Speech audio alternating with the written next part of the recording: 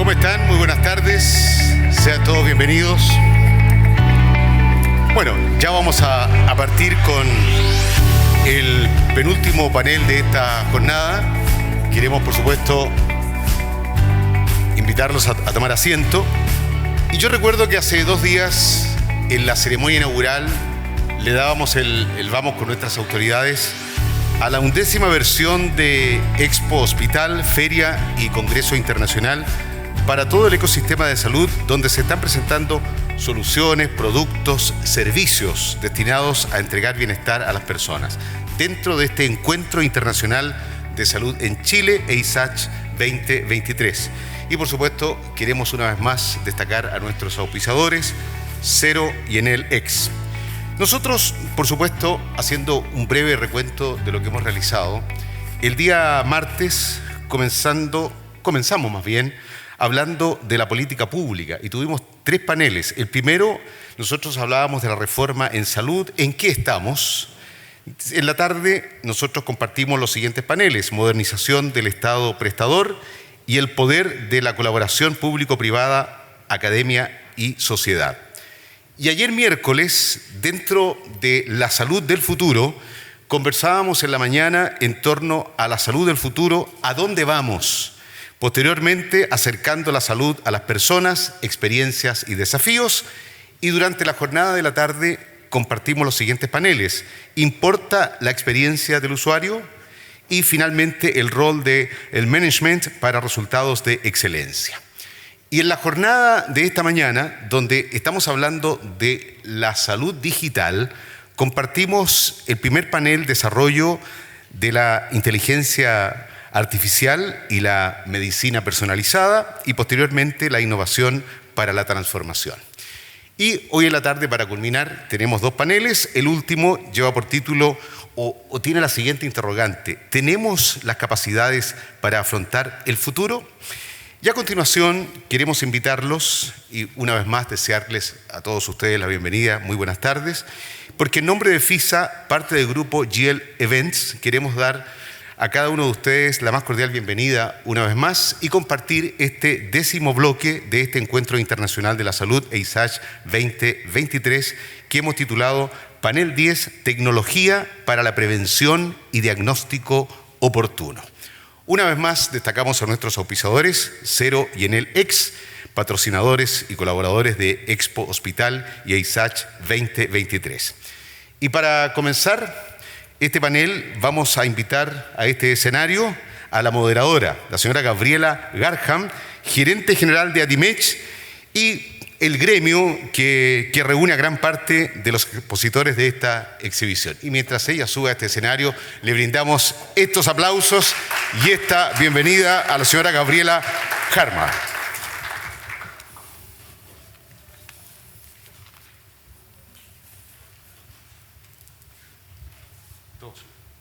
Me falta el micrófono. Ah, verdad que tengo el micrófono. Bueno, muy buenas tardes todos y todas.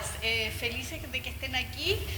Tenemos un gran desafío hoy día, que es hablar de prevención, una palabra que escuchamos mucho, pero que hacemos poco, y que tenemos un desafío país, sobre todo cuando pensamos que hoy día la esperanza de vida en Chile es de 80 años, muy bien.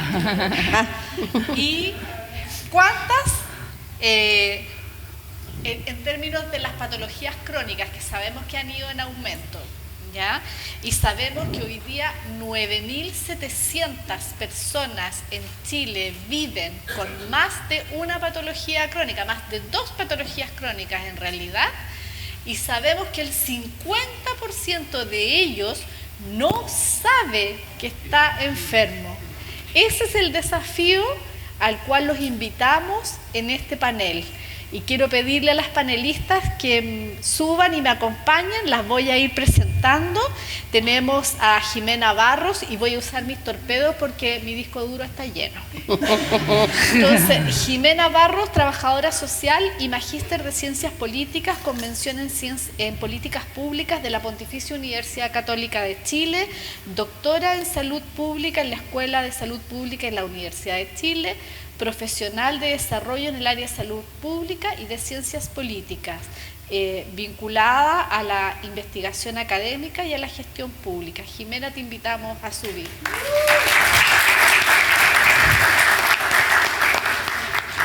Voy por orden alfabético, no me estoy siguiendo el protocolo.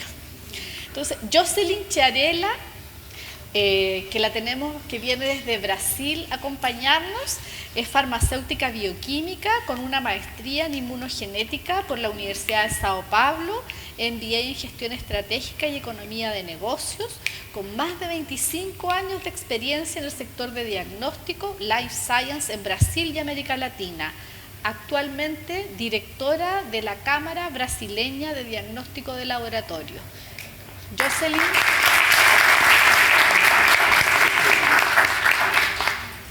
También nos acompaña Yanepsi Díaz, que es médico cirujano de la Universidad de Chile, magíster en epidemiología y doctora en ciencias médicas de la salud pública. Actualmente se desempeña como jefe del Departamento Agencia Nacional de Dispositivos Médicos, Innovación y Desarrollo, ANDID, y del Instituto de Salud Pública, integrante del directorio editorial de la revista del Instituto de Salud Pública, miembro de la Sociedad Chilena de Epidemiología e Infectología y del Consejo Asesor de Investigación del Instituto de Salud Pública. Yanepsi nos acompaña. Muchas gracias. Como ven, tenemos una sorpresa al final del panel. Gracias. Ya, perdón que me... También nos va a acompañar hoy en la tarde Carolina Herrera, médico cirujano de la Universidad de Chile, especialista en medicina interna, especialista en enfermedades respiratorias y medicina intensiva. Actualmente trabaja en la unidad de cuidados intensivos de la Fuerza Aérea y en la Clínica Dávila como médico broncopulmonar. Carolina, te invitamos a participar. Gracias. Y nuestra última panelista, pero no por ello menos importante, Elizabeth Zapata, es ingeniero civil químico de la Universidad de Concepción, magíster en gestión tecnológica de la Universidad Talca, con 16 años de docencia en la Cátedra de Políticas Públicas de Innovación y Emprendimiento, en el magíster de gestión tecnológica con mención biotecnología en la Universidad de Talca, 20 años en Corfo, actualmente directora de Desarrollo Tecnológico de la Gerencia de Capacidades Tecnológicas de Corfo.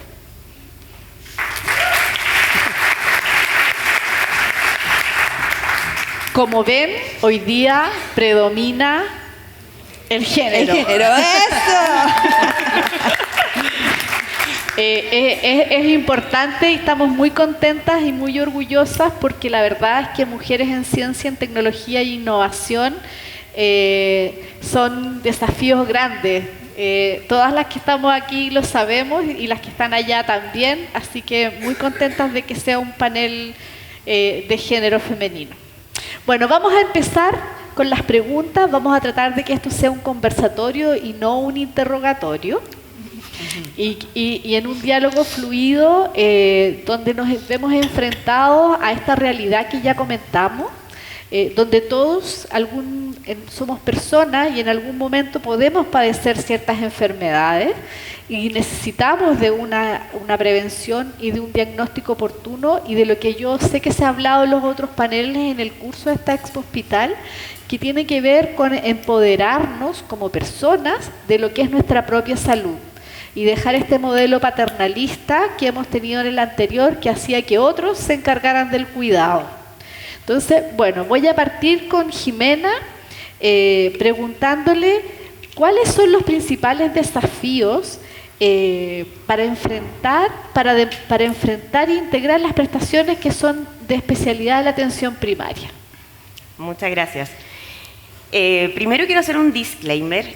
La principal experiencia que he tenido en el ámbito laboral y académico refiere a la atención primaria de salud, que es el nivel de primer contacto que tenemos con las poblaciones a cargo y donde está inscrito el 80% del país. solo que tradicionalmente se conoce como consultorios.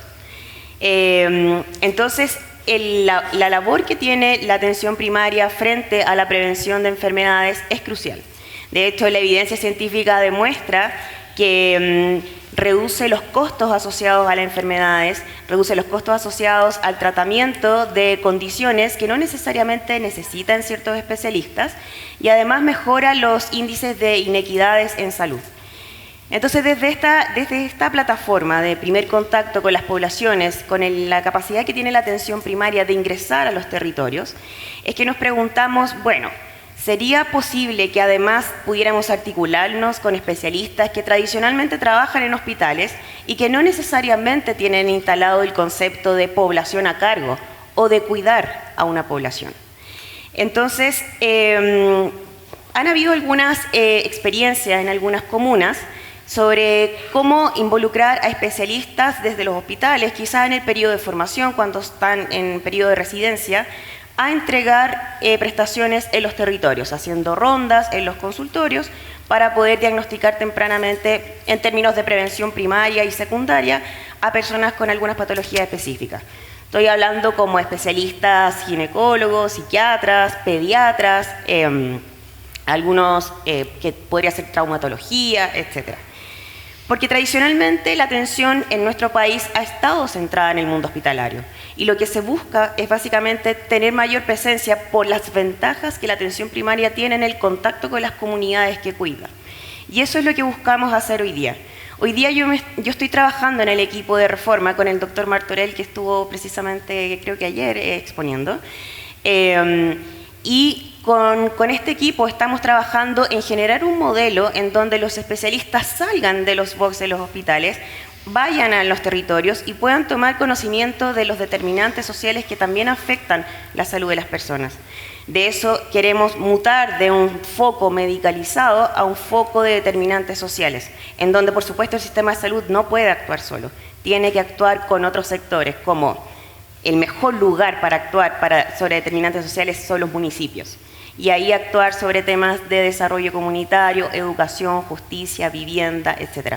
Mejorando las condiciones de vida de las personas, es mucho más fácil trabajar en prevención.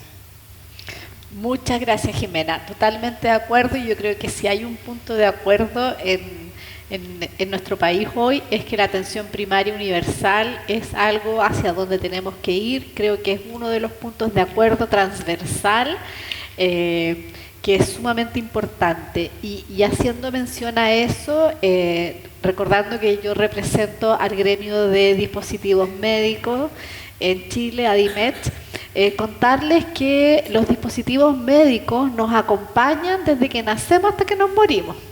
Pero no solo eso, sino que nos acompañan el 50% en prevención. ¿Ya? El 50% de los dispositivos médicos están abocados a la prevención, el 75% a lo que es diagnóstico, el 83% a lo que es tratamiento, un 58% lo que es monitoreo de enfermedades crónicas y otras patologías y un 25% lo que es rehabilitación en las personas. Entonces, el mundo de los dispositivos médicos como tecnología sanitaria tiene un gran aporte que hacer en esto de la prevención y el diagnóstico oportuno. Y no puedo dejar de mencionarlo porque represento al gremio. Entonces, desde esa mirada, me gustaría preguntarle a Jocelyn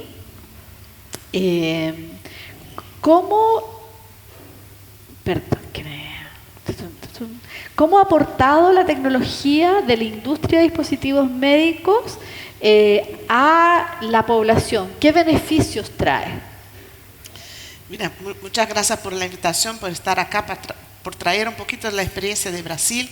Entonces, la industria ha aportado mucha innovación y la innovación nos sirve para hacer con que el tiempo de el diagnóstico sea acortado, que la facilidad del diagnóstico, que el diagnóstico se haga de forma más fácil.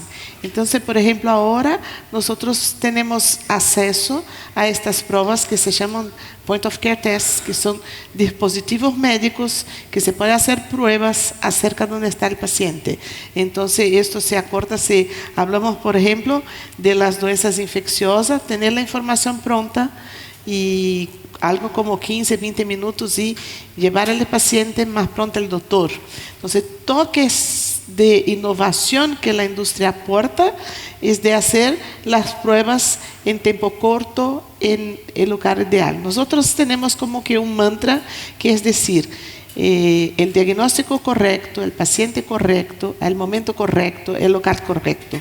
Entonces, estas innovaciones que se pueden llevar desde cerca de los pacientes son muy indicados a aumentar el acceso y aumentar el diagnóstico y aumentar la calidad de vida de los pacientes.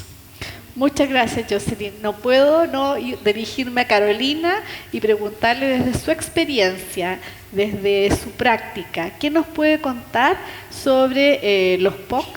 ¿Ya? ¿Y qué ventajas le ve ella? Bueno, yo primero que nada tengo que agradecer estar aquí hoy día con ustedes. Ustedes son realmente el presente, el futuro, el desarrollo de la medicina, la prevención, el avanzar hacia, tal como tú dijiste, esa medicina paternalista en que todo lo teníamos que hacer desde la medicina hacia las personas y tú solo tienes que obedecer hacia una cultura en la que las personas tienen que entender qué les está pasando, como por ejemplo con la diabetes que se ha triplicado de 4 a 12% en los últimos 15 años, teniendo formas de diagnóstico precisas en sus casas, como un hemoglucotest, por ejemplo, que se conoce desde hace mucho tiempo. ¿Qué es Point of Care o POC? ¿Cierto? Es el punto de diagnóstico al lado del paciente. Y les quiero preguntar a ustedes, ¿alguien se hizo alguna vez una prueba de PCR para COVID? Yo sí, todos.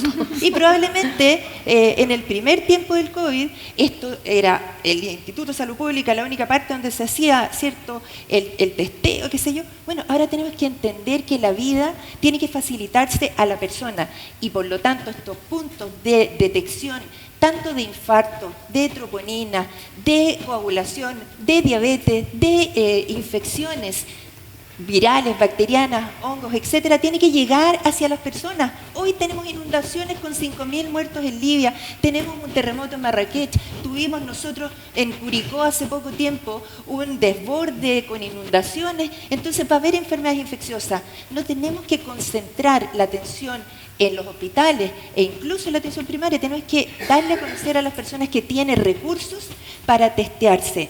Nuestro desafío es llevar estos puntos de control, prevención y tratamiento de las enfermedades hacia el lugar donde se necesitan y evitar, por ejemplo, que una muestra de tuberculosis circule desde el consultorio, la muestra, el laboratorio, la persona va a volver esa muestra, se va a contaminar el laboratorista.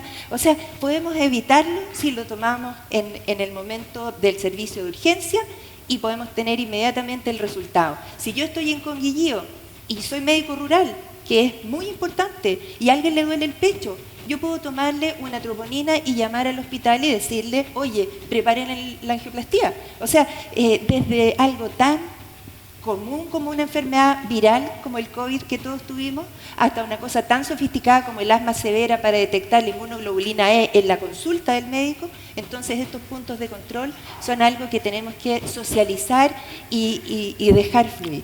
Muchas gracias, Carolina. Efectivamente, la tecnología existe y está disponible en nuestro país y viene más desarrollo, incluso lo que son autotest.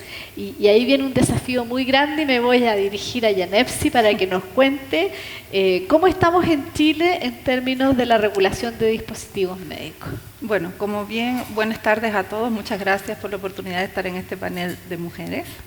Y bueno, quiero hacer referencia a lo que mencionaba Jimena, también al primer panel que tuvimos acá en este congreso, que fue referente a la reforma en salud en que estamos, en el cual el doctor Bernardo Martorell mencionó que estaban centrados en la seguridad de las personas. Y como bien mencionaba Gabriela, recientemente, o sea, el mundo de los dispositivos médicos es un mundo esencial en todo el tema de la prevención, del diagnóstico, del tratamiento y de la rehabilitación de los pacientes. Y en ese sentido, nosotros como Chile tenemos muchos desafíos en la regulación de todos estos dispositivos médicos, teniendo en cuenta que los dispositivos médicos tienen un número importante, o sea, son más de 20.000 familias de dispositivos médicos. Si vamos a lo que es al concepto de un dispositivo médico, bueno, partimos desde un parche de curita hasta un equipo diagnóstico, una mamografía, un equipo mamógrafo, un ecógrafo, todo eso es un dispositivo médico, un marcapaso y demás. O sea, la variedad es inmensa, igual que en el mundo de la rehabilitación. Y en este sentido los desafíos son inmensos y el principal desafío que tiene Chile es reconocer la regulación que existe a nivel internacional, o sea, tener un reliance en la regulación de dispositivos médicos donde tengamos una normativa que existe a nivel internacional que es la ISO 13485, que abarca desde el diseño de un dispositivo médico hasta su uso.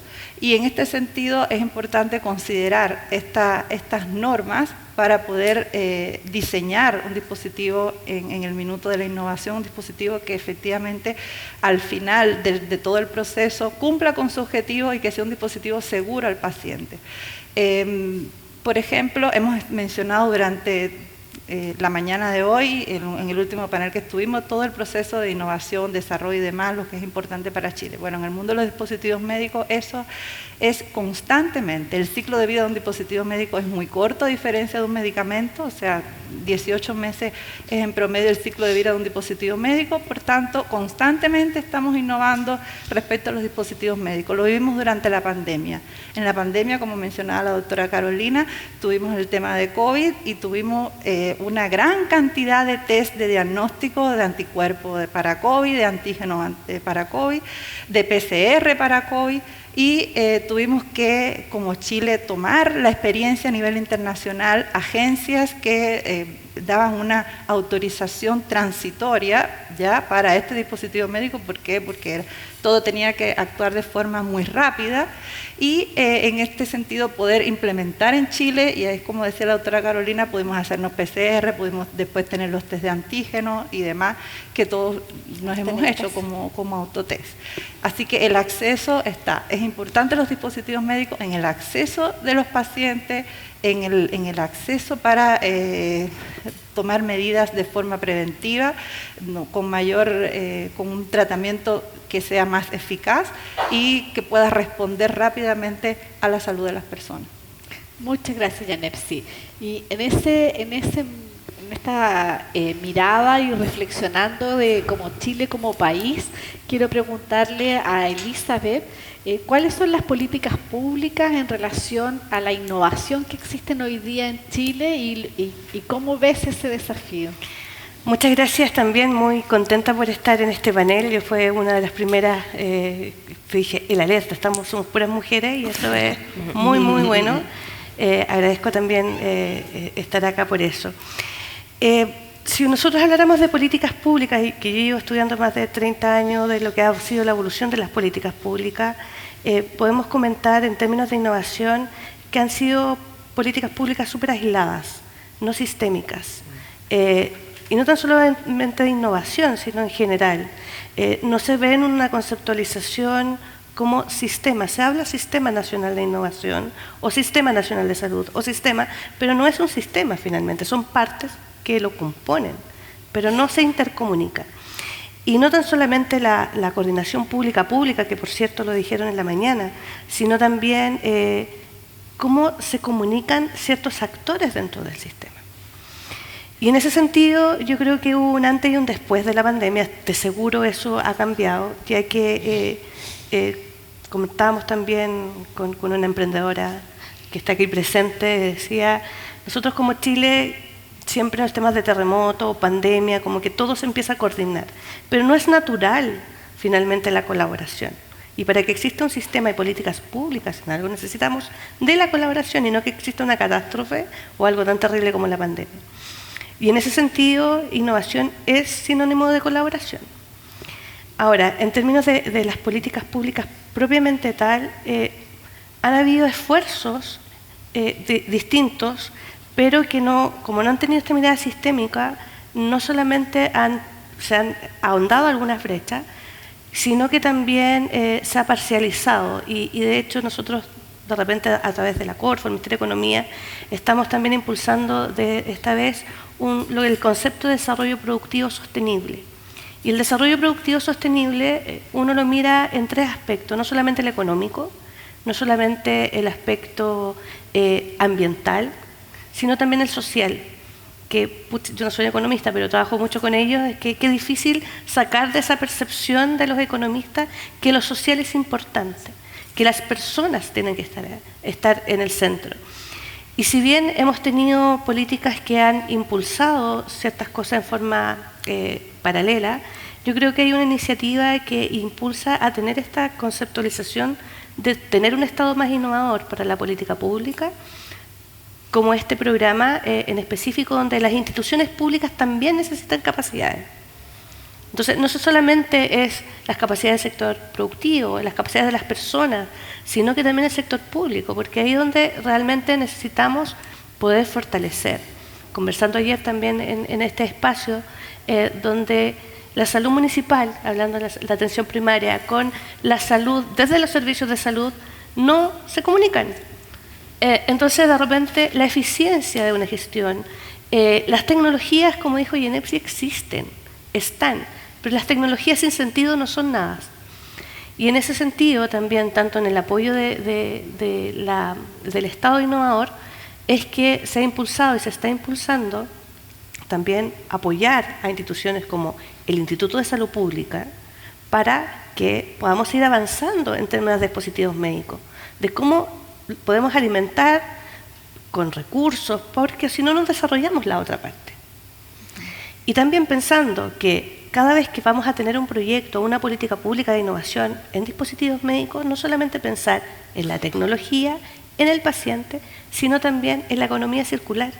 ¿Qué hacemos después? Hay muchos elementos electrónicos, hay muchos eléctricos, y que son en desuso muy rápido. Si nosotros tenemos la capacidad de mirar en estos tres aspectos, ambiental, social y económico, podemos tener políticas más integrativas. Yo creo que eso hay un cambio, estamos impulsando, la mañana lo anunció Fernando Henschel también de Corfo, una forma de innovación en salud, donde podamos tener esta mirada, donde también se puede involucrar a la agrupación de pacientes, porque no solamente desde el punto de vista, vuelvo a decir, económico, sino que es un desarrollo es una pata de tres mesas. Y eso lo hemos aprendido y es lo que tenemos que impulsar entre todos. Muchas gracias, Elizabeth. No puedo dejar pasar y comentar que efectivamente la ley REP y el tema de la economía circular es un desafío. Tuve el honor de participar en el coampliado de aparato eléctrico, electrónico y pilas, así que entiendo las necesidades y los desafíos que tenemos como país para poder abordar el mundo de los dispositivos médicos, porque ahí hay responsabilidades compartidas, tenemos que desarrollar infraestructura, pero sí contarles que como industria estamos preocupados del tema, estamos súper de acuerdo y nos parece súper lógico mirarlo en todos los aspectos y no solo hoy día en una mirada quizás transaccional, que era lo que se acostumbraba en el pasado. O sea, hoy día si yo estoy aquí participando y como representante del gremio, es porque este gremio siente que tiene una obligación de colaborar. ¿Ya? Colaborar con la parte pública y el desarrollo de políticas públicas, pero también colaborar con el sector privado. Esta cosa que se ha discutido mucho en nuestro país de la salud fragmentada, yo creo que todos tenemos un poquito de responsabilidad. Entonces, en esa responsabilidad compartida, hoy día tenemos que hacernos cargo, porque como todos sabemos, el día de mañana todos podemos ser pacientes. Entonces hay que una corresponsabilidad de poder avanzar. Y en eso le quiero preguntar a Jimena, ¿cómo ve ella la democratización del acceso a las tecnologías y al diagnóstico para el nivel de atención primaria? Sí, no puedo dejar de mencionar, y ahí quiero hacer un vínculo justamente con lo que decías tú, porque hay una preocupación también por parte de la reforma en torno a atención primaria municipal, o sea, atención primaria universal, que es precisamente contar con agencias, una agencia nacional que permita evaluar las tecnologías sanitarias, no solamente en el ámbito de dispositivos o en el ámbito de fármacos, sino también en la cantidad de plataformas web que tenemos en la administración o la gestión del Estado, las aplicaciones también que se ofertan a distintos, tanto a los municipios como al Estado, para poder atender pacientes y que no necesariamente conocemos el valor social. Ni siquiera sabemos si es que realmente a las personas les sirve para los fines que nos hemos propuesto.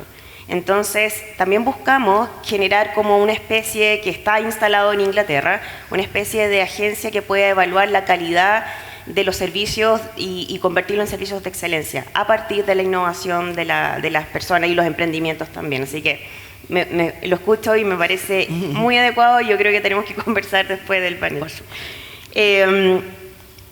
Tener tecnología a disposición de los países o trabajar con innovadores, con emprendedores en el ámbito de tecnología, termina siendo una tarea fútil si es que no está disponible para reducir las brechas de inequidades que existen en los países. La tecnología tiene que estar a disposición sobre todo de los que más se beneficiarían de ella. Y no son las personas necesariamente que cuentan con más recursos, sino las personas que experimentan brechas, o sea, barreras de acceso, de aceptabilidad en los servicios de salud. Y nos remite directamente a los servicios de salud público, que es donde en Chile consultan más las personas o tienen ahí delegados los cuidados de su salud. La tecnología en ese sentido tiene que estar presente en los territorios, en los hospitales, porque esas son las personas que mayor beneficio van a obtener.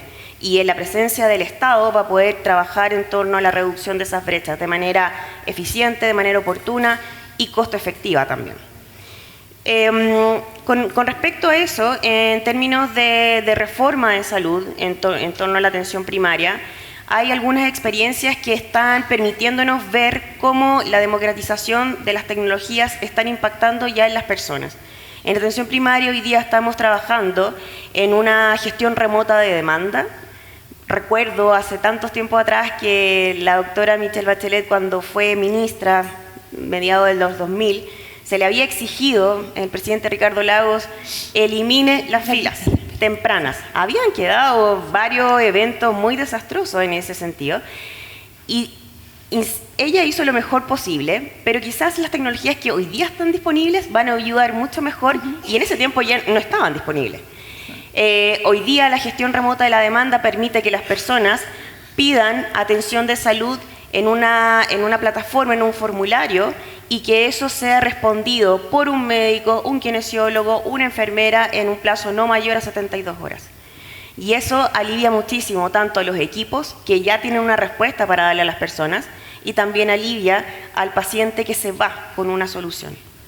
Eso por un lado. También no puedo dejar de mencionar la iniciativa que emprendimos en Maipú cuando me tocó asumir la dirección de salud de Maipú, ahí también con Tomás López como director del CESFAM, donde hicimos el piloto, que ha demostrado con base científica también cómo el uso de recordatorio de citas y el contacto a través de mensajería ha reducido la inasistencia de personas de un 20 y tanto % a un 9%. Eso es eficiencia, eso es tecnología que disminuye brechas.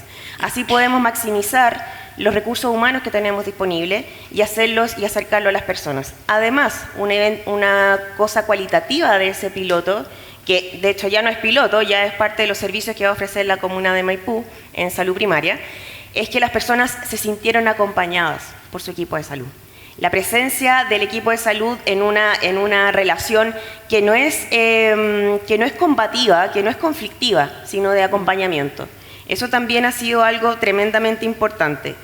Y todo lo que nos dejó la pandemia como buenas prácticas, la telemedicina, el contacto remoto y la introducción de lo mismo que estábamos comentando ahora del PCR, también el Ministerio de Salud lo ha tomado para otras evaluaciones y prevención diagnóstica. Hoy día se está haciendo el piloto en algunas comunas del país, sobre autodetección del virus papiloma humano, que puede mejorar también el acceso o las brechas que existen en la toma de PAP en ese ámbito, y poder permitirle a las mujeres, también resguardando su dignidad, permitirles que ellas tengan ese acceso. Y por supuesto el desafío que hoy día estamos enfrentando, que es la conectividad. La conectividad, porque si bien tenemos en atención primaria más extendida el registro clínico electrónico y la toma de decisiones en base a datos, en hospitales tenemos un poquito más de rezago en eso.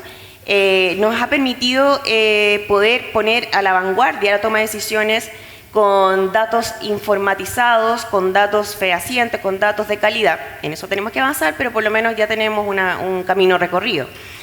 Pero hay lugares que son precisamente los más remotos.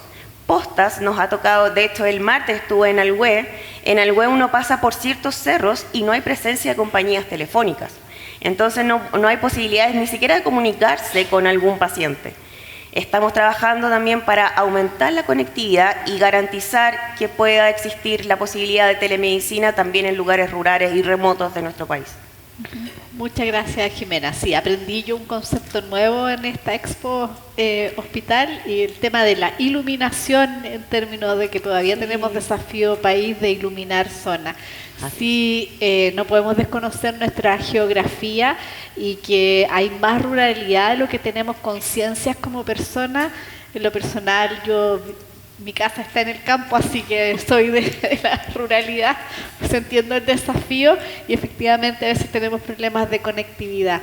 Y yendo hacia eso, le quiero preguntar a Elizabeth, ¿cómo enfrentamos ese desarrollo, esas capacidades, esa necesidad de incorporar la innovación? Son grandes desafíos. Yo creo que finalmente son 3 elementos los principales. El primero es las personas. O sea, obviamente para poder incorporar, a mí como que a veces me molesta mucho cuando se habla de pues como las empresas, el sector público o el sector académico, porque al final son las personas las que hacemos las instituciones.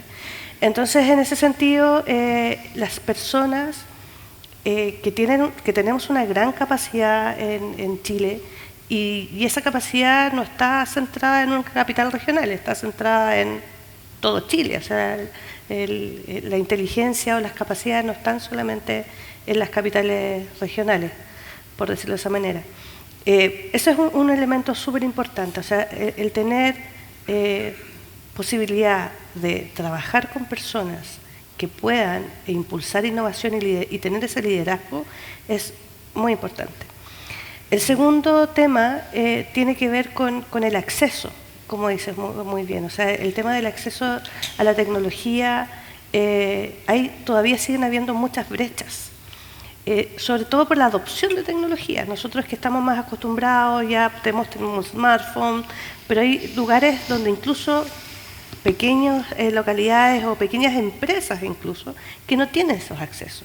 Entonces es un poco difícil decirles, no, tenemos que tener acceso a todo si hay una brecha importante en términos de conocimiento. Y el tercer elemento es en términos de infraestructura. Las infraestructuras que son habilitantes para poder hacer toda innovación. Y esta infraestructura no estamos hablando de grandes carreteras, sino de una infraestructura que permita trabajar en red. Esa red, tanto de colaboración, de saber qué es lo que está haciendo el otro y cómo esa comunidad de práctica te puede ayudar a incorporar todas estas tecnologías, esta innovación, esta conectividad en red. Yo creo que son los 3 elementos fundamentales, y no solamente le cabe, como llamamos, al sector público, si bien es cierto, necesitamos pavimentar algunas cosas, y eso es verdad, sino que es un trabajo, vuelvo a insistir, innovación es igual a colaboración. O sea, yo no puedo innovar solo, porque o si no, no voy a tener, desde el punto de vista de mercado, no voy a tener mercado, no voy a tener tampoco, voy a chocar contra la pared cuando tenga ciertas regulaciones, tengo que conocer. Y el último punto que me parece súper importante, sobre todo, y enfocado con los temas de dispositivos médicos, tiene que ver con la visibilización. Se han hecho muchísimos proyectos innovadores que no se muestran, no se visibilizan. Entonces, estamos como un poco acostumbrados a poder decir que hay ciertos mercados donde se concentra, o ciertos lugares donde se concentra la mayor generación de tecnología, y nosotros lo podemos comprar y adoptar. pero para realmente llegar a la tecnología a veces no nos alcanzan los recursos. Somos un país chico y ahí empieza también todos los conceptos de compras públicas de innovación.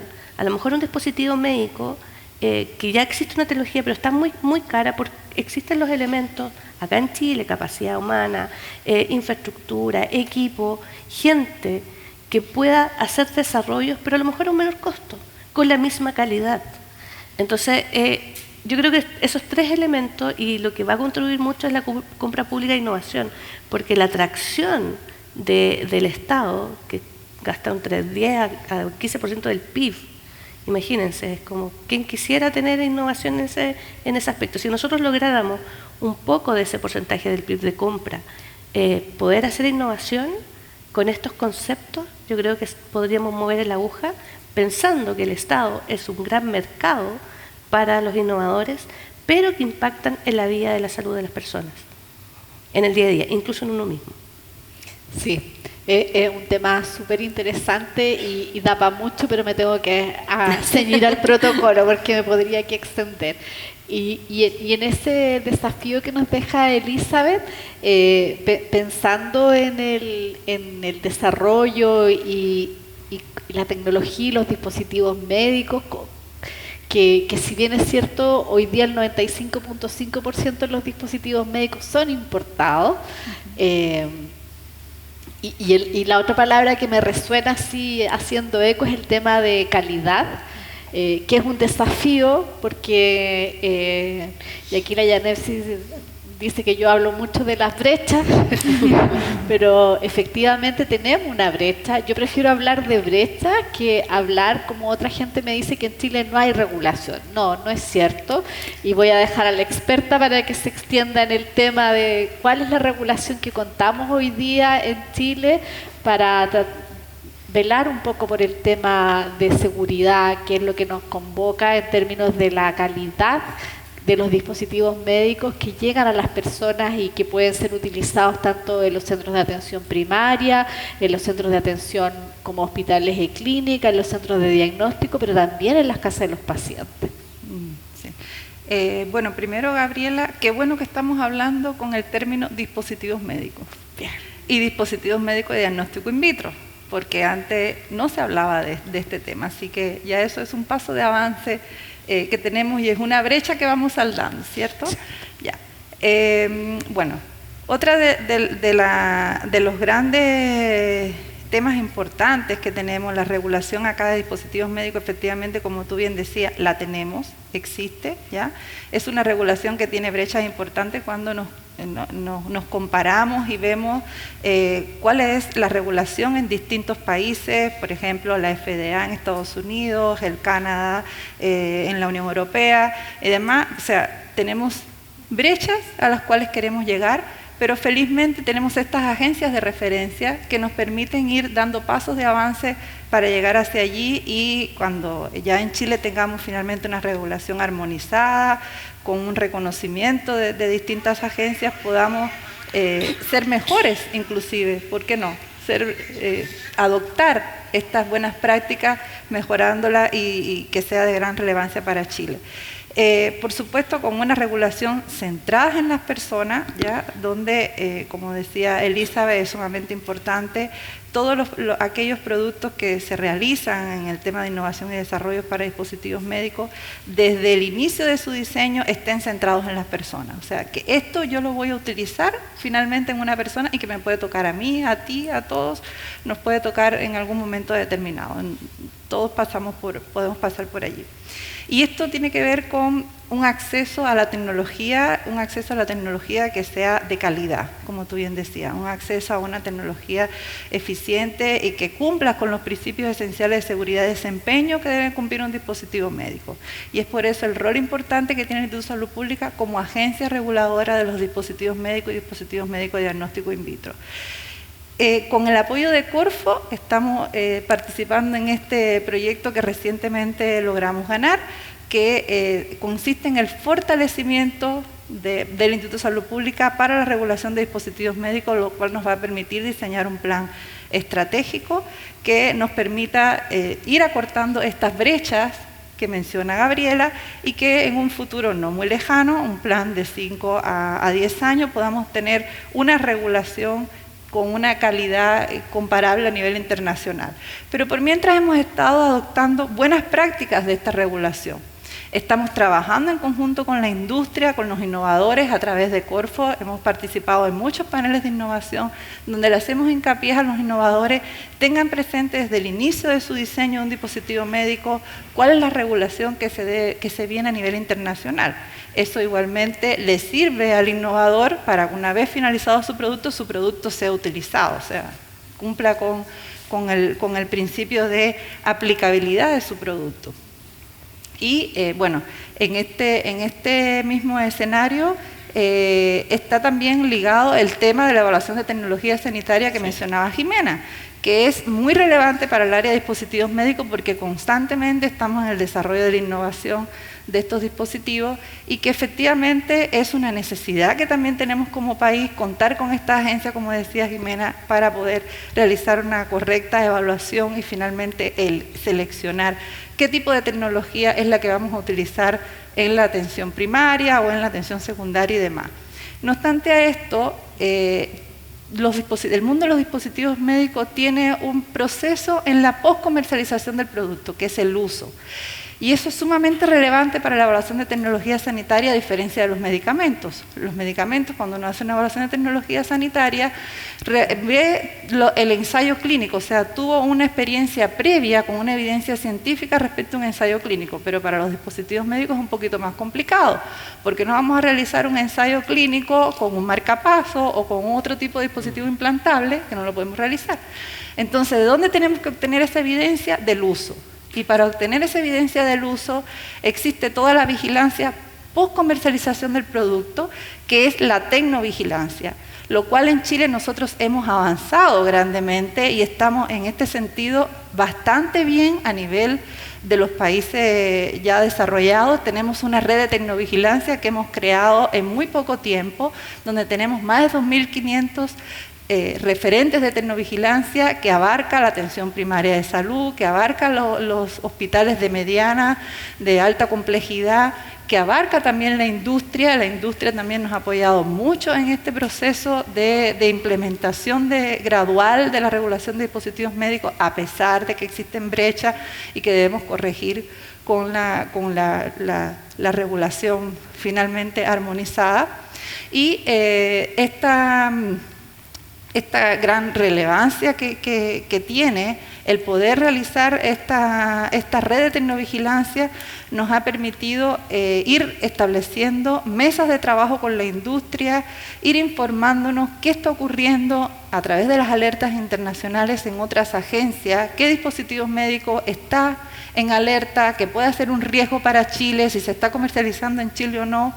También implementamos el control de puntos de entrada, o sea, vigilancia en puntos de entrada. Como decía Gabriela, tenemos la mayoría, el 95% de los dispositivos médicos son importados y ya hemos implementado en el país desde el año 2018 el certificado de destinación aduanera, que es todo aquel dispositivo médico que va a ingresar a Chile, debe contar con un certificado de destinación aduanera donde nosotros vamos a tener un conocimiento de ese producto, vamos a saber qué empresa lo está importando a Chile, en qué bodega se encuentra este producto y vamos a poder ir estableciendo un sistema de vigilancia que nos permita ir ordenando un poco el mercado. La relación con el regulado es elemental y eso ha sido una experiencia muy enriquecedora en los últimos años.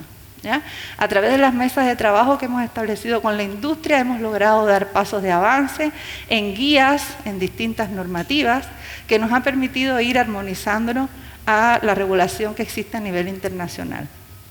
Así que hemos también colaborado, por ejemplo, quería mencionar, recordando ahora lo que mencionaba Jimena del autotest para BPH, también contarles que tuvimos una experiencia muy relevante, importante con el programa de VIH del Ministerio de Salud, donde logramos ya certificar y entrar bajo control, bajo registro sanitario obligatorio, los autotest de VIH. Y eso es un acceso importantísimo y relevante para la salud de la población. Así que ya ahora en diciembre vamos a tener, entra en vigencia y en control el registro obligatorio con verificación de conformidad de los test de VIH para uso de nivel profesional. O sea, ya están los autotest de VIH desde diciembre del año pasado y ahora en diciembre de este año entran los para uso a nivel profesional, así a nivel de laboratorio. Así que yo creo que estas alianzas estratégicas que hemos creado y que hemos fortalecido con Corfo como sector salud, con el Ministerio de Salud, visualizando el Ministerio de Salud la necesidad de contar con dispositivos que sean seguros para la población, con Senabá también, que es el que realiza las compras centralizadas en programas importantes de salud como es la Ricarte Soto. En fin, hemos podido trabajar el tema para mejorar o de cierta forma asegurar la calidad de los dispositivos médicos y no caernos en el acceso. O sea, sobre todo que esté el acceso del dispositivo, pero que sea un dispositivo de calidad. Sí, muchas gracias, Yanepsi. Creo que estamos súper alineados y participamos en las mesas de trabajo, así que no tengo nada que decir. Sí, quiero, antes de darle la palabra a Carolina con el tema de Point of Care, quiero permitirme ahí tomar y salirme un poco del protocolo, un comentario que hizo Yanepsi y que yo no puedo dejar pasar, porque para mí es súper importante, es entender la diferencia entre dispositivos médicos y fármacos, que ha sido un proceso de evangelización largo y que no termina, y que nos cuesta que se entienda que son, si bien es cierto, ambos apuntan a la población y tienen algunas cosas en común, hoy día son más las diferencias que las cosas en común, desde el ciclo de vida, desde el desarrollo tecnológico, desde la necesidad de capacitación, desde el servicio postventa, desde lo que es la tecnovigilancia, etcétera. No me voy a extender, creo que es mucho más relevante y tan importante como lo que estoy comentando, lo que Carolina, desde la experiencia práctica del estar en cuidados intensivos y cerca de los pacientes, desde esta tecnología de Point of Care, que nos aporta y su experiencia. Sí, 60 segundos solo para una anécdota. Hace 20 años atrás yo era presidente de la Sociedad Chilena de Enfermedades Respiratorias y le fui a tocar la puerta al Instituto de Salud Pública y le dije, ¿cuál será el departamento de inhaladores? Y me dijeron, ¿departamento de inhaladores? No, eso no existe, tenemos aquí una cosita que regula el uso de los salbutamoles en ese momento, que era básicamente lo que había. Y yo le dije, pero ¿y cómo se asegura uno que tengan menos de 5 micras para que llegue a hacer su efecto? Mira, hay en la USACH una cuestión que diferencia el tamaño de las moléculas. Entonces, desde ese tiempo en que definitivamente languidecían los inhaladores, 10% de la población chilena tiene asma. O sea, si somos 20 millones, son 2 millones de personas los afectados.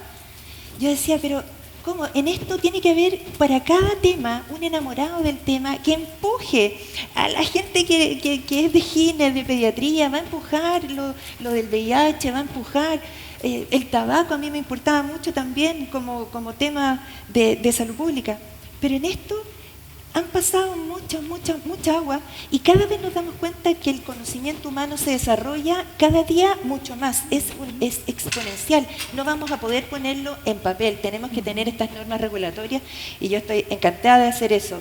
Y para contestar a tu pregunta, Gabriela, solo les quiero decir que por cada vez que una persona ha estado hospitalizada, queda instantáneamente aislada en los hospitales. ¿Qué significa aislada? Que todo el personal que toma contacto con esa persona se tiene que poner gorro, guante, delantal, entrar al box, sacarse el delantal, el gorro, los guantes, la mascarilla, lavarse las manos. Se me quedó adentro el hemoglucotés, vuelta, gorro, guantes. Esto en un paciente aislado, que no tenga ni siquiera una enfermedad, pero solo estuvo hospitalizado 3 meses antes, por definición hay que hacerlo por cada persona que entra al box. Entonces los costos humanos, los costos que te distraen en poner en esas cosas tu atención, si uno tuviera un KPS instantáneo para saberlo de inmediato, no tendría que destinar ese gasto. Lo que se gastó en ropa en el COVID, lo que se gastó, lo que se va a gastar en este momento por las nuevas enfermedades que emerjan. Tenemos que ser capaces de integrar los costos, no solo de lo que cuesta el point of care, el test, el hemoglucotest, el test de VIH, no solo eso, sino que todo el resto del costo asociado y las vidas que se salvan por hacer un diagnóstico oportuno. Yo me siento culpable de haber sido intensivista toda esta vida porque creo que la salud pública era la que la llevaba desde siempre. Así es que yo creo que las comunicaciones, empoderar a cada uno de ustedes, desde donde sea que estén, sean o no sean agentes sanitarios, si uno es un usuario, es capaz de decir, en realidad, ¿cuál es mi sueño? Y una vez yo escuché a una mamá de un niñito con fibrosis quística que su sueño era que los medicamentos no tuviera que inhalárselos cada 6 horas. Y resulta que hoy existe un medicamento que cambia el gen que determina la fibrosis quística. O sea, hay que pensar fuera de la caja, hay que ser capaz de decir que pueden existir los celulares que en mi época no existían. Claro. Así que, nada, yo siento que desde la práctica clínica, el confiar en un test diagnóstico, el asegurar que no le va a hacer mal al paciente, que no le va a hacer más daño, es lo más importante. Y al personal de la salud, súper importante, ojo con eso. Totalmente de acuerdo con lo que dice Carolina y en esa mirada también hacer esta invitación a cada uno de los que están aquí, aprovechando, yo de formación soy enfermera, así que nosotros tenemos que hacernos cargo de nuestra salud. Los invito a tomar conciencia y de hacerse sus chequeos preventivos, pase el aviso económico, no postergarse como personas, tener conciencia de lo importante que es preocuparnos nosotros mismos de nuestra salud. Y quiero aprovechar toda la experiencia y la expertise que tiene Jocelyn en que nos cuente cómo han hecho en Brasil para acercar los reactivos diagnósticos a las personas y cuál ha sido esa experiencia de los point of care, del desarrollo, cómo lo están trabajando, qué los está regulando, cómo ha sido el proceso. Sí, mira, con respecto a regulamentación, lo importante es que cuando tiene la innovación, la regulamentación siempre viene por detrás, ¿no? Tiene que tener un problema para regulamentarla. Entonces, y con eso, por ejemplo, ahora tenemos una situación así bien particular porque en términos de acceso, por ejemplo, tenemos las farmacias, en Brasil tenemos 92.000 farmacias y ahora una regulamentación se permite hacer estos point of care testes en farmacias. Qué bueno, pero hay que regulamentar porque hay que controlar la calidad, hay que garantizar que el diagnóstico hecho ahí en estas unidades sean de buena calidad. Entonces, con respecto a este tema de innovación y regulamentación, hemos visto que hay una urgencia de se trabajar con todo, hay una urgencia de se ofrecer, pero tiene que se garantizar la calidad. Yo veo que por un poco que se habló de todo acá,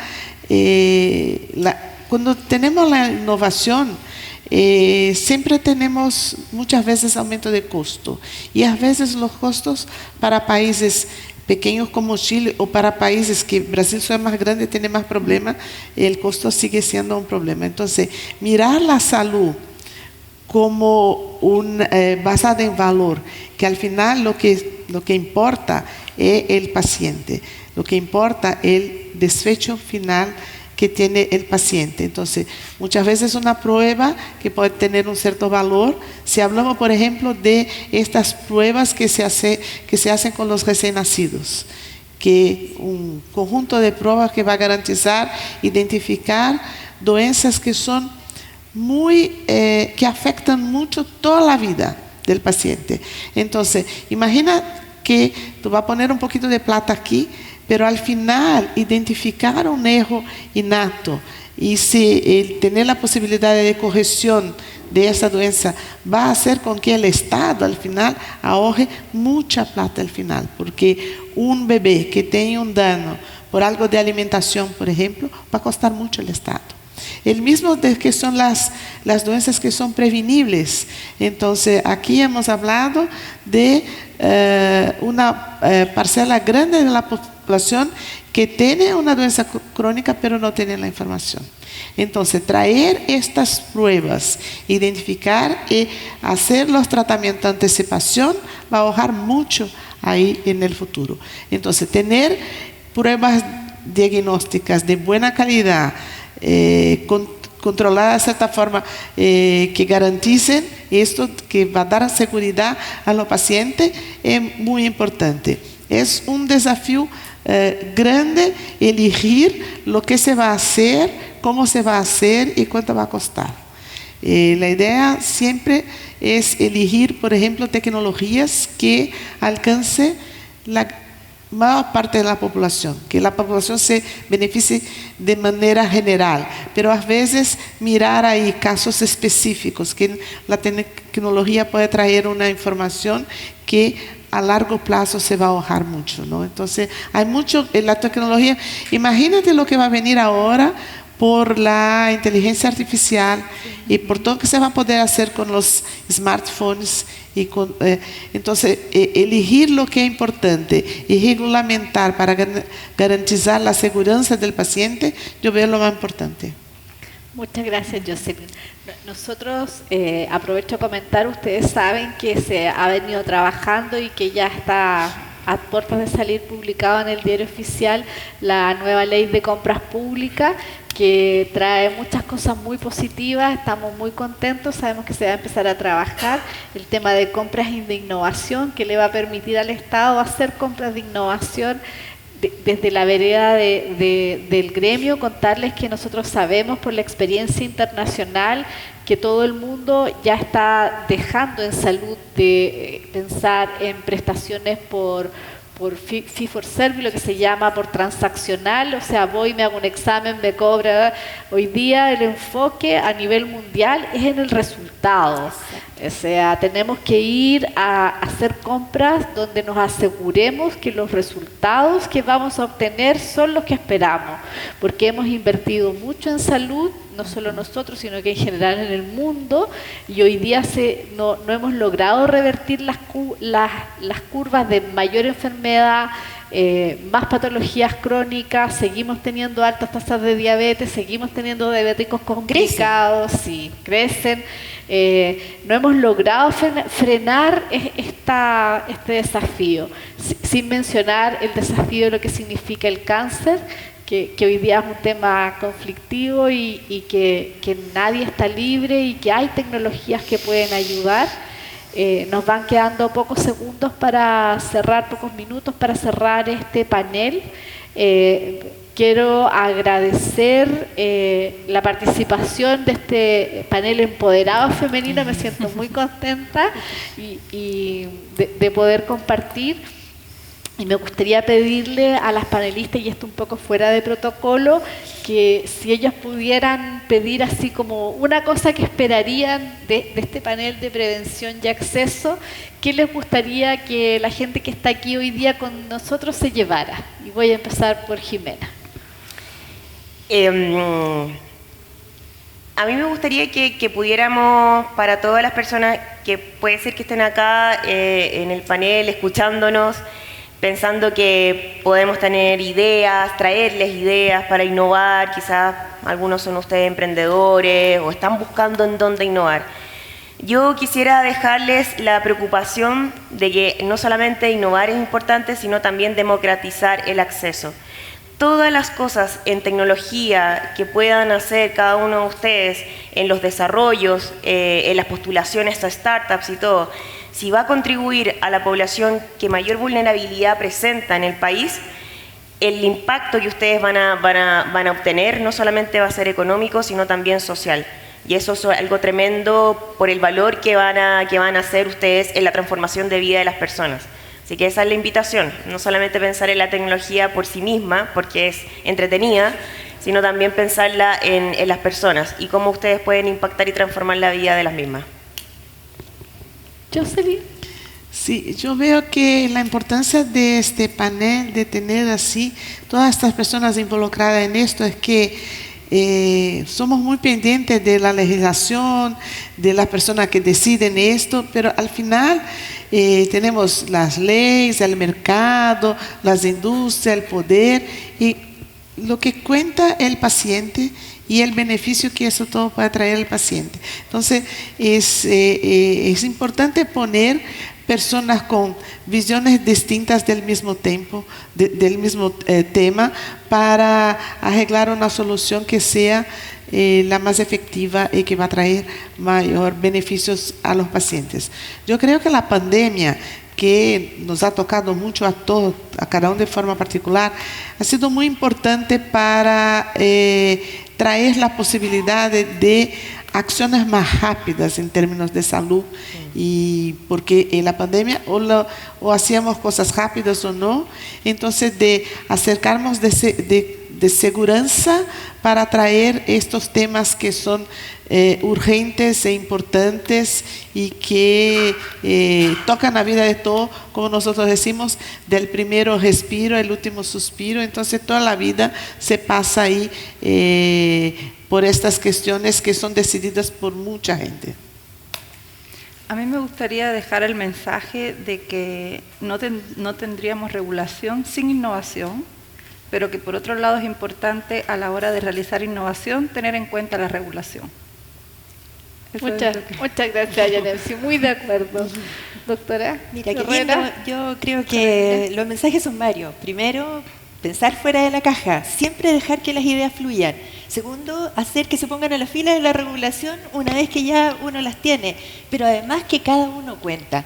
Y eso significa que desde donde sea que estemos, desde la punta del cerro hasta el lugar más tecnológico, usando ECMO en un paciente ventilado, dializado, cada uno cuenta. Entonces, ese es el mensaje hoy día. Veamos la tecnología, innovemos. Un gusto haberte conocido en persona, nos conocíamos antes de la radio. Así es que eso, muchas gracias por la invitación. Elizabeth. Yo también quiero que nos quedemos con que hay un cambio de paradigma, súper importante, que la innovación ya no se ve solamente desde el punto de vista económico, no se ve desde el punto de vista social, sino también ambiental. ¿Y por qué lo digo? Porque esto está muy conectado con la salud y con la prevención. Hay temas de cambio climático que nos están llegando enfermedades que nunca nos habían llegado. Nos está pasando muchos temas de contaminación de nuestros cuerpos de agua, por ejemplo, que también están influyendo en nuestra salud. Entonces, si miramos esta mesa con tres patas y no nos olvidamos que si sacamos una, esta mesa no funciona, no estamos viendo el sistema en forma completa. Bueno, todavía tenemos tiempo, así que queremos invitar al público si quiere hacer alguna pregunta. Hay un micrófono por ahí para que puedan, no sean tímidos, aprovechen esta oportunidad. ¿O asustamos? No, ahí tenemos una pregunta. Vamos para allá. Eso. Ahí, ¿se escucha ahí? ¿Se escucha? Aprovechemos aprovechamos el micrófono. Nicolás, soy de Valparaíso y represento a una startup, Retina RX. Mi consulta va ligado a un tema que no se ha tocado, pero está muy ligado, que solo cambia una palabra y puede que cambie el concepto, que es el software como dispositivo médico. Entonces, ¿cuál es el rol de estos software como dispositivo médico en la prevención de enfermedades? Y cómo el ISP le puede seguir el paso a esta nueva forma de innovar en salud, que a lo mejor tiene una inversión un poco menor, pero como decía Elizabeth, permite o hay habilitantes o hay talento para poder ponernos al día respecto a otros países. Me deja contestarle una palabra, el software como concepto, como unir los conocimientos, como aunar las acciones. El mayor deseo que todos en salud tuviéramos es que la historia clínica de la persona, con la reserva que existe, fuera un continuo, desde el nacimiento hasta el último suspiro. Que si una persona cae desmayada aquí mismo, que ni Dios quiera, supiéramos que si era alérgica, si tenía un síncope vasovagal, si tenía una enfermedad, qué es lo que le pasa. Entonces, el software es fundamental en la conexión de todo y la integración del conocimiento. Sí, yo me voy a salir un poco de protocolo y si alguna de los panelistas quiere, yo contestarte que a nivel internacional la definición entre lo que es un software y cuándo es un dispositivo médico ya está. Sí. ¿Ya? Ah, está. Sí, está. Sí, Existe. está regulamentado. Existe. Sí, sí. Hay una discusión un poco más allá de cuándo una app deja de ser una app y pasa a ser un dispositivo médico, pero ya ese es otro capítulo que está en discusión, pero claramente hay software que son dispositivos médicos y que como tal están regulados, y ahí dejo si Janef si quiere agregar algo. Así es, que como tal están regulados y que efectivamente existe un grupo de armonización en la regulación de dispositivos médicos, que es el IMDRF. Es uno de los temas en los cuales se está tratando ahora en el IMDRF y en la Unión Europea, por supuesto, ya es un dispositivo que está bajo regulación y que nosotros como Chile estamos adoptando esta guía de referencia que es del grupo de armonización, que es el IMDRF, donde están las agencias de alta referencia. Sí, te cuento una experiencia práctica que vi ahora en Estados Unidos. Entonces, la inteligencia artificial va a traer mucho de esto. Entonces, por ejemplo, ahí he visto un caso que eran como que 430 personas que tenían un smartwatch, que se le controlaban unos parámetros y estos parámetros fueron analizados por, no sé si 120 días, 30 días, por 24 horas. Y de allí, de estos 400 pacientes, salieron 16 con reducción de fracciones de eyección, que es una doença que no se detecta tan fácil hasta que el cliente... Entonces, este tema de utilizar estos softwares como dispositivo médico va a ser popularizado. Necesitamos de tiempo. Entonces, pero esto, y regulamentado ya está. Y va a venir. Pero no es que algo porque el software no es algo que se toca. Entonces, pero ya está. Ahí pregunta, ya se animaron. Muy bien. Muy bien. Todavía tenemos tiempo, así que... Hola, buenas tardes. Mi nombre es María Eliana Mánquez, soy médico oftalmóloga. Trabajé en academia por algunos años y hoy en día, además de ver pacientes, soy emprendedora. Muy agradecida de la existencia del trabajo de todas ustedes, porque ustedes, sin saberlo, a nosotros nos han ayudado mucho. Nosotros como médicos y como emprendedor. Quería contarle mi experiencia. Nuestro proyecto ha sido respaldado por Corfo y por el Ministerio de Ciencia y Tecnología, con lo que estamos súper agradecidos. Hemos recibido mucha mentoría, pero se ha dado la paradoja que nuestro emprendimiento ha servido más en otros países porque no hemos podido introducirlo acá en Chile. Durante la pandemia, en Italia, la provincia de Trento los doctores recomendaron a los papás descargar nuestra aplicación, seguir la instrucción por un YouTube que yo había hecho en español, y ellos lo ocuparon en inglés, y en base a eso detectar las enfermedades visuales de los niños. Y si es que estaba alterado, ahí recién llevaban el niño al hospital, evitando el paseo durante el COVID. Eso está publicado desde septiembre del 2021. También ha sido usado en la India, y también está publicado desde el 2018. Fuimos publicados en el Lancet el año pasado, en enero del 2022. Y la verdad es que yo he tenido toda la intención que se ha usado acá en Chile, pero tenemos el dilema de cómo hacemos el link, la adquisición, la utilización, la bajada. Entonces, tal como decían todos ustedes, yo estoy súper agradecida del entorno, del esfuerzo, de la dinámica, porque esto es mucho trabajo de ustedes, pero falta el toque final. ¿Cómo hacemos que esta innovación que surge en Chile, de profesionales chilenos, estamos trabajando 2 ingenieros, un astrónomo y yo en esto, con fondos chilenos, pero el beneficio no está yendo a los niños chilenos, está yendo a niños de otros países, con lo que yo estoy agradecida? No obstante, ¿qué pasa con esto acá en Chile? ¿Por qué no podemos introducirlo? Y así como nuestro startup, hay un montón de otros grupos. Le agradezco, doctora, lo que usted haya dicho, que todos son súper importantes, porque por ahí a nosotros se nos ha mirado un poquito menos porque no tenemos una institución, una gran universidad. ¿Qué importa? ¿Qué importa? Si esa es la gracia de la tecnología, que si está entre 3, 4, 5 personas, uno se mueve mucho más rápido. Las universidades hacen investigación, pero no es el único lugar donde uno puede hacer innovación. Muchas gracias. Sí, felicitaciones. Sí.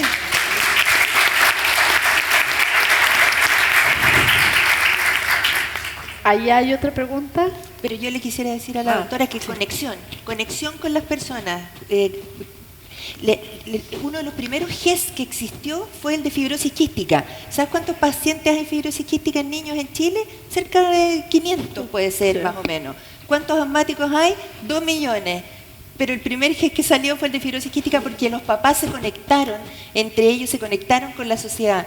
Hoy, no sé si todos están aware, digamos, si están atentos a que van a ser miopes el 50% de los niños después de la pandemia porque no fijan, o sea, porque fijaban la mirada, ¿no es cierto?, en el celular y no miraban al horizonte. Eso es una cosa súper, súper urgente, conexión. La gente, la comunidad, las personas hoy cuentan.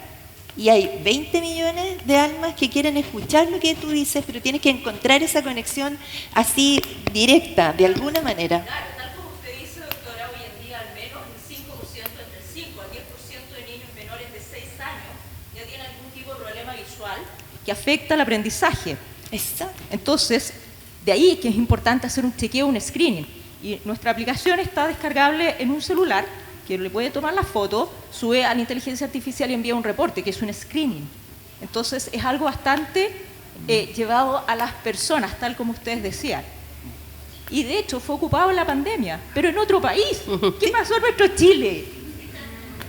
La idea de nosotros es que no ser una app como A minúscula, P minúscula, P minúscula, sino que ser una A mayúscula, alianza público-privada. Pasar de una app chiquita a una app grande.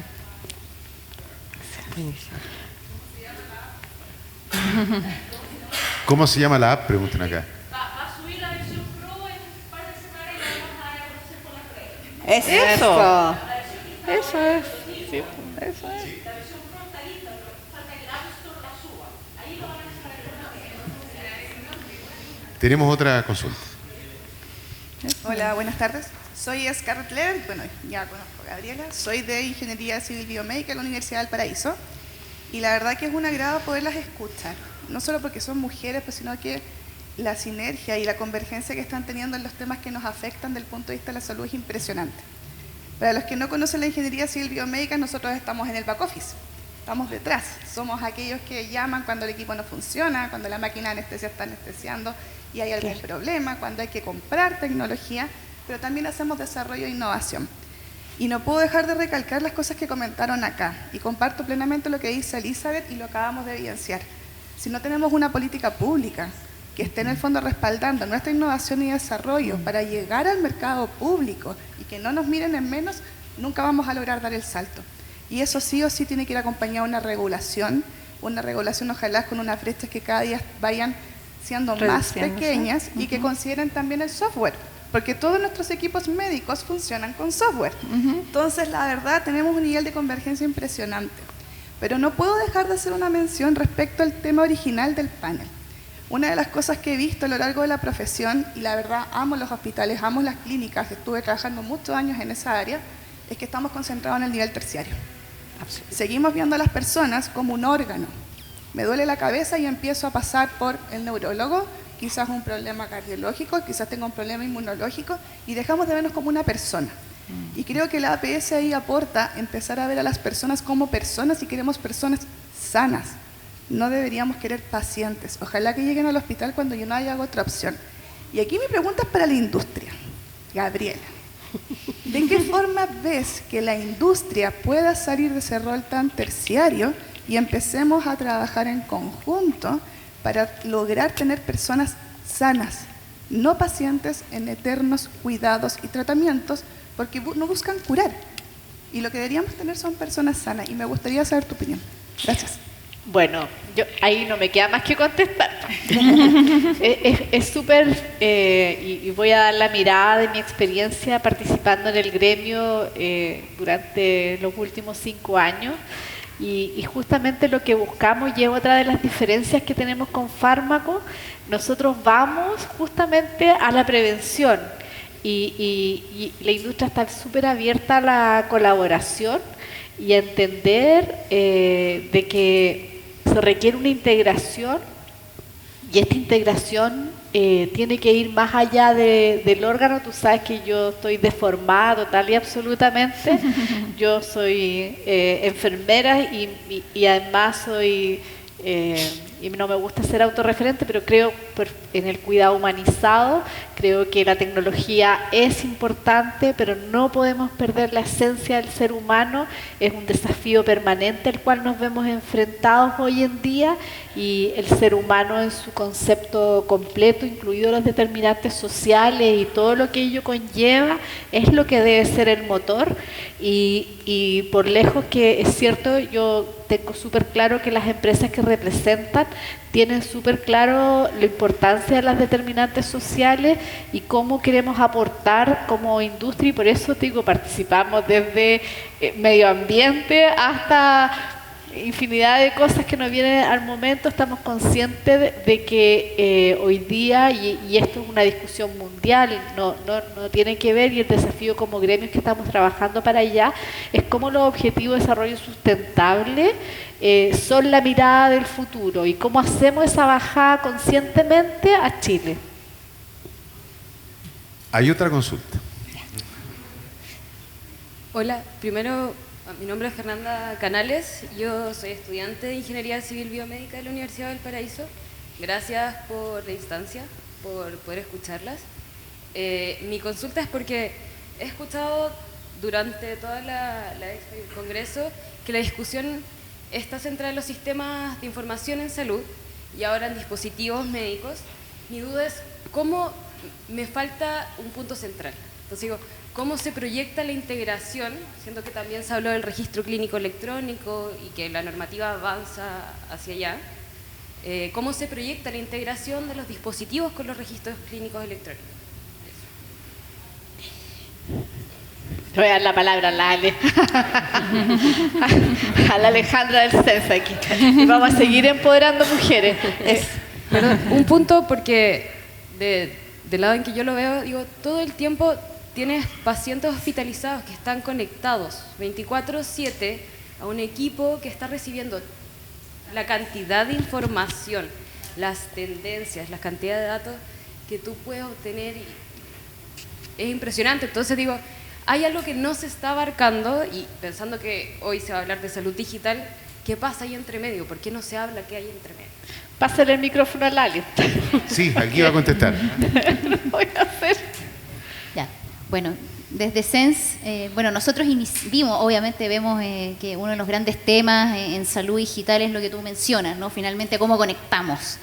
Y ahí, en su minuto, estuvimos trabajando precisamente con Adimech en un bonito trabajo durante la pandemia, en general, uno de los primeros esfuerzos en cómo hacer, ¿cierto?, esta conexión de un piloto del registro clínico electrónico y dispositivos médicos, y sacamos unas primeras guías de implementación, ¿ya? Y ese fue un bonito piloto, ¿ya? Ahora estamos pensando, ¿cierto, Gabriela, querida? En cómo, en realidad, dejar que sea un piloto y ver efectivamente cómo lo podemos escalar, ¿no?, para exactamente una realidad que no solo implique, ¿cierto?, a un tipo de registro clínico electrónico, sino a otros varios más, que esperamos que, por supuesto, tengan los estándares necesarios para que sea mucho más fácil, ¿cierto?, esa comunicación.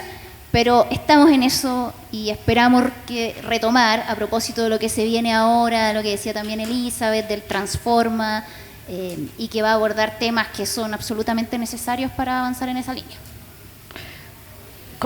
Complementando lo que dice Alejandra, en las guías de buenas prácticas de interoperabilidad entre dispositivos médicos y registro clínico electrónico están disponibles en nuestra página web.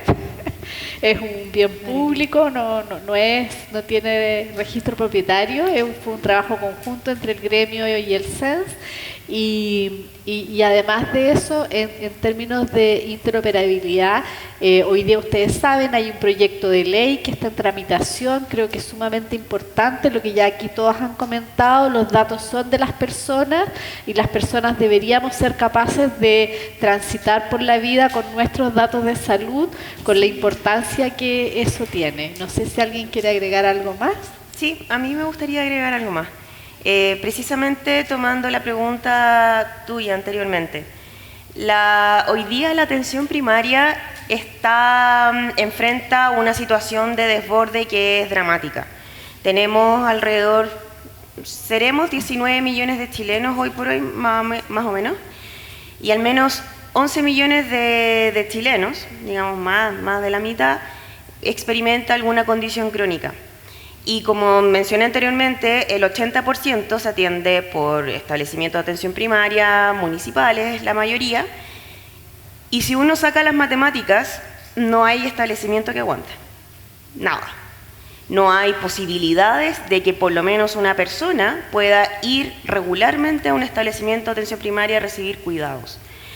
Hay un estudio que se hizo durante el 2020 o 2019, no recuerdo bien, pero se publicó el 2022, de la Comisión Nacional para la Productividad, en donde indica que el 40% de las personas que están inscritas en un establecimiento de atención primaria logran conseguir al menos una hora en el año. Eso es dramático pensando los importantes desafíos que tenemos en torno a la prevención y al cuidado y por supuesto al cuidado más bien secundario, porque ya tenemos un volumen tan grande de personas que no alcanzamos a abordar.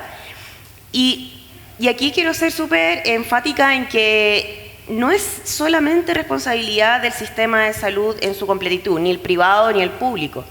Acá hay un tema de volumen que no es abordable ni por el privado solamente, ni por el público, ni siquiera en alianza. Entonces, todo el aparataje tecnológico de dispositivos, de registro clínico electrónico que pueda enfrentar esta problemática y disminuir y descomprimir a la atención primaria, que hoy día siempre he tenido como el espíritu, el principio orientador, la promoción y la prevención de salud. Hoy día ya no puede hacer más que atender pacientes que están enfermos. Y la verdad es que en eso se van todas las agendas de los profesionales. Si hay algún espacio de innovación en términos de prevención primaria y secundaria, ni siquiera estoy pensando en la población libre de enfermedades, primaria y secundaria, para evitar congestionar hospitales, gastar recursos en especialistas, ahí estaríamos dando un golpe importante o quebrar la curva de ascenso que tenemos hoy. Y por lo demás, en términos de registro clínico electrónico, uno de los desafíos más importantes que está instalado hoy día como prioridad en el Ministerio de Salud es una gobernanza de datos. Hace tanta falta, como decían ustedes, tenemos tantos datos, pero si uno los limpia, ¿cuánto servirá? ¿El 20%? ¿El 30%? Es muy poco probable que podamos ocupar los datos tal como están. Entonces, hoy día también tenemos que pedirle a los proveedores de registro clínico electrónico mejor regulación en los campos que ponen a disposición de los profesionales para que podamos tener datos de calidad y que sean oportunos para tomar decisiones. Y eso tiene que venir de una gobernanza. Como ustedes decían, la política pública no puede faltar en ese ámbito. ¿Una última consulta? Sí, ya. Porque estamos por cerrar. Buenos días, muchas gracias por todo. En realidad, yo me presento, yo me llamo Vita Durán, yo soy kinesióloga, soy de la región de Los Ríos, vengo viajando de Valdivia. Qué lindo. Primero que todo, quiero dar las gracias a FISA que me invitó por una invitación de cortesía y por supuesto Expo Hospital. Yo soy una de las ganadoras de la BIF, de la Asociación de Bancos de la Universidad de Chile, que hicieron un concurso donde participaron más de 17.000 personas y yo soy una de las 10 ganadoras por el perfil de emprendimiento que estoy llevando a cabo, que es en salud digital, ¿ya? Y en un proyecto que estoy comenzando a llevar a cabo en la región de Los Ríos. Yo ya tengo infraestructura y estoy haciendo vínculos para poder comenzar a desarrollarlo, y mi pregunta es enfocada, ya que están aquí todas las expertas, ¿cómo podemos nosotros como profesionales de salud disminuir la brecha que existe tanto para profesionales de salud como para pacientes respecto al acceso en sí? Por un tema de falta de información de tecnología, principalmente que el adulto mayor, por ejemplo, que no maneja cómo funcionan bien las tecnologías de información y comunicación. Por ejemplo, yo aquí veo muchas cosas como de índole cierto digital, tótem y cosas así que vi que es fantástico, lo encuentro fantástico, pero yo misma le preguntaba, ¿y cómo puedo integrar? Porque yo ya estoy haciendo mi proyecto piloto de una clínica y surgían estas preguntas de interoperabilidad y cómo puedo integrar el tótem, le preguntaba yo, con la estación de telemedicina que yo quiero comprar y poder instalar. Es que no sé si se puede interconectar. Entonces, ese tipo de respuesta me da, yo decía, pero entonces tengo que hablar con el fabricante, porque yo necesito que efectivamente se puedan comunicarse un aparato con el otro. No me sirve de nada que sean de manera, esto funciona de manera aislada, esto también, entonces, ¿me entiendes? Entonces, esa es la pregunta. ¿Cómo podemos vincular todo eso para a que haya una interoperabilidad, tanto los dispositivos que nosotros vamos a usar, como para mejorar el acceso en sí? Yo voy a partir y de ahí voy a ceder la palabra. Hay una cosa súper básica en interoperabilidad, ¿ya? Que es el lenguaje o los estándares. En un mundo global, la necesidad de adherir a estándares internacionales que ya existen y que se usan en otros lados, o sea, no descubrir el hilo negro es fundamental. Estos estándares, nos reíamos un poco con la Ale, porque cuando hicimos estas guías de buenas prácticas de interoperabilidad, tuvimos muchos aprendizajes locales. Y nosotros publicamos las guías y una semana más tarde hizo lo mismo el grupo europeo. Y la verdad es que las conclusiones eran exactamente las mismas, ¿ya? Uno piensa a veces que los desafíos son de una determinada geografía o de una determinada población. En realidad la mayoría de los desafíos que enfrentamos hoy día son extrapolables al mundo y a los distintos países, en distintos contextos, y obviamente que hay que adaptarlo, pero ya hay estándares internacionales. Si queremos interoperar el día de mañana, vamos a tener que usar un lenguaje común. Y el desafío mayor hoy día es entender cuál es ese lenguaje común. Si vamos a hablar todos chinos, bueno, hablemos todos chinos, y si no, vamos a tener que buscar un traductor. Es un poco lo mismo. Y ahí el Ministerio sabe que tiene el desafío, como tal, como lo comentaba Jimena, de hacer esa bajada pública, de decir, ok, el idioma oficial va a ser este. Sí. Lo dejo ahí. Sí, bueno, el Ministerio ha trabajado durante muchos años en la estrategia SIDRA, que en el fondo son los sistemas informatizados de las redes asistenciales. No quiero cometer una infidencia, pero porque no quiero meter las patas. Spoiler. Pero, sí, exactamente. Ha tomado tiempo. Porque han habido situaciones que no han sido ponderadas anteriormente y que no han permitido avanzar a la velocidad que el Ministerio hubiera querido para poder no tener tanto este tema siendo 2023, porque de esto venimos conversando desde época de presidente también Ricardo Lagos, 2000, cuando empezó la primera cosa que empezó a hablarse sobre modernización del Estado con Ruiz Tagle, qué sé yo, o sea, con Frei Ruiz Tagle, es el consultorio sin papeles.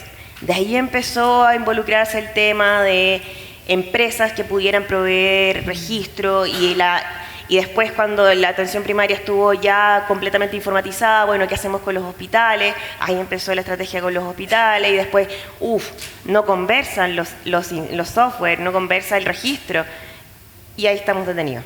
Y llevamos muchos años detenidos en eso. A pesar de que hoy día no tenemos lenguajes comunes y que debería la gobernanza de la autoridad sanitaria, de la autoridad central, establecerla, existen distintas fórmulas que han ocupado algunos servicios de salud para poder traducir. Y en el fondo hay un tercero involucrado. Tú estabas comentando dispositivos médicos con otro elemento, no me acuerdo cuál era el otro elemento que ponías de ejemplo. Ya, sobre telemedicina. Y para poder hacerlos conversar, incluyen a un tercero, otro software, que traduce lo que dice A, lo convierte en información para poder transmitírsela a B. Y esa palanca que está presente en algunos servicios de salud ha permitido no quedarse estancado en el desafío que todavía tenemos de interoperabilidad pura y dura que conocemos siempre. Entonces, la incorporación de un tercero que traduzca ambas partes ha sido como la solución y ha funcionado por el momento. Esa era la última pregunta. Agradecerles a todos, sabemos que están cansados por la jornada, así que agradecer a las panelistas y será hasta la próxima. Nos veremos en Expo Salud.